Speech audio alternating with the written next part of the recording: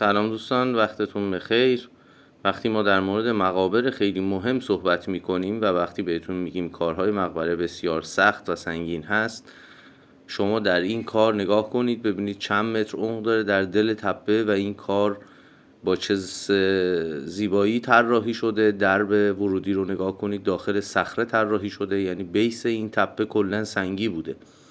اومدن کار رو کار کردن، وقتی که در پایین رسیدن به صخره رو تراشیدن و داخل صخره مقبره رو طراحی کردن.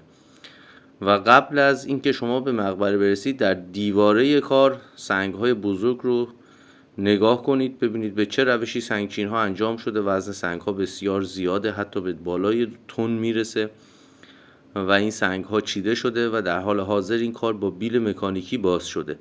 یعنی کار وقتی میاد شما با یه بیل و کلنگ میخواید برید مقبره باز کنید، صحبت از این حجم سنگین خاک و سنگ‌های بزرگ ما بهتون میگیم کار شدنی نیست. واسه همینه کارهای بزرگ ابزار میخواد، امکانات میخواد. وقتی میخواد یک مقبره مهم رو در دل یک تپه باز کنید با همچین سازه‌ای روبرو هستید.